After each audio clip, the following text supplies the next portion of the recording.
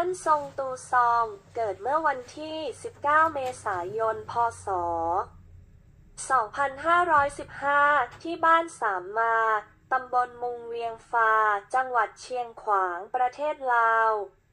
เขาเป็นบุตรชายของนายชงมัวซองและนางเย่อหลี บิดามารดาของเขา มีบุตร 11 คนซงตูซองเป็นบุตรคนที่ 8 ของเขาซงตูซองมีพี่น้องชาย 5 คนและพี่น้องหญิง 6 คน ในช่วงสงครามเวียดนามในลาวระหว่างปี พ.ศ. 2504 ถึง พ.ศ. 2518 ชาวม้งถูกเกณฑ์และช่วย CIA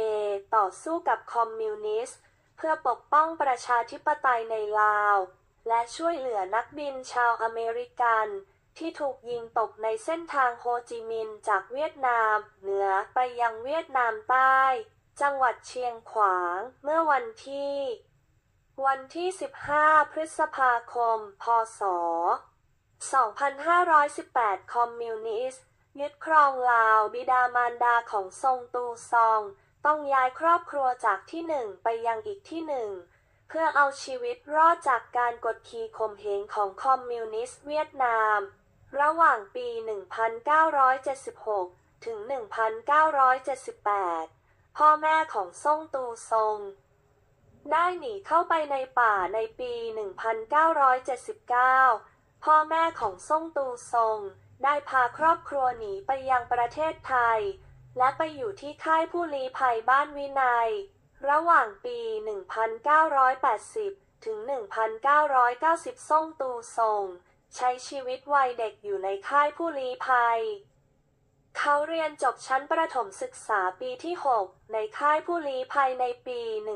1987 ซงตูซงไปคุยกับพ่อของเขาชองมัวซงเกี่ยวกับการศึกษาต่อพ่อของเขาชองมัวซงบอกซงตูซงว่าลาวจะไม่เป็นประชาธิปไตยอีกต่อไปพ่อของเขาแนะนำให้เขาเรียนภาษาอังกฤษเพราะสหรัฐอเมริกาเป็นมหาอำนาจดังนั้นซงตูซงจึงทำตามคำแนะนำของพ่อและเรียนภาษาอังกฤษแทนที่จะไปศึกษาต่อในระดับอุดมศึกษาในขณะที่ซงตูซงเรียนภาษาอังกฤษ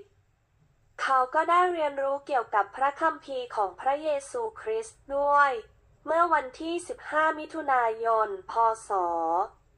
2533 ซงตูซองได้ย้ายไปอยู่ที่ค่ายผู้ลี้ภัยพนาตนิคมในประเทศไทยเพื่อเตรียมตัวเดินทางไปยังประเทศที่ 3 คือสหรัฐอเมริกา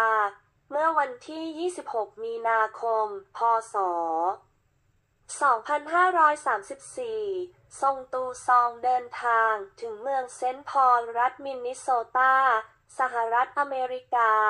ซงตูซองสำเร็จการศึกษาระดับมัธยมปลายในปี พ.ศ.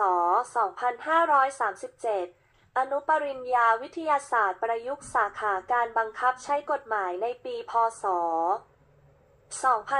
2541 และปริญญาตรีวิทยาศาสตร์บัณฑิตสาขาศาสนศาสตร์ในปี พ.ศ. 2564 หลังจากสำเร็จการศึกษาจากวิทยาลัยซงตูซองได้ทำงานในกรมตำรวจเซนต์พอลในตำแหน่งเจ้าหน้าที่ประสานงานเป็นเวลา 1 ปีต่อมาซงตูซองได้งานใหม่เป็นเจ้าหน้าที่รักษาความปลอดภัยศุลกากรที่บริษัทวัตเอนฮัตโคโอเปอเรชั่น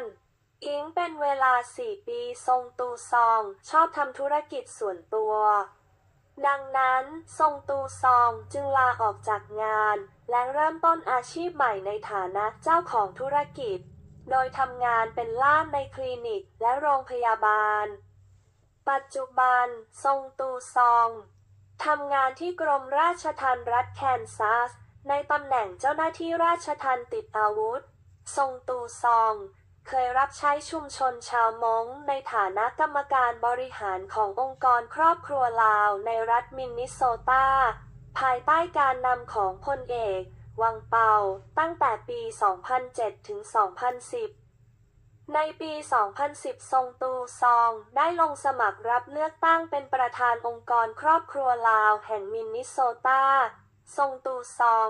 ดำรงตำแหน่งรองประธานของกลุ่มเอกงยูไนเต็ดแห่งมินนิโซตาตั้งแต่ปี 2008 ถึง 2011 ประธานของกลุ่ม HM Defense Grave Desecration ตั้งแต่ปี 2009 ถึง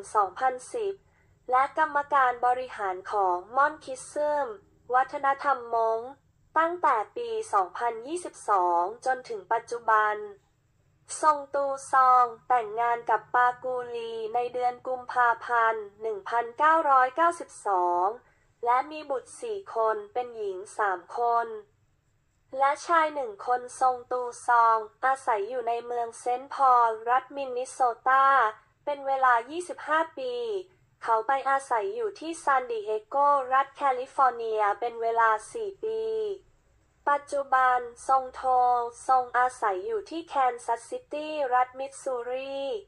ขอบคุณที่รับฟังหากชอบโปรดกดไลค์เพื่อเป็นกำลังใจให้เรา ขอบคุณค่ะ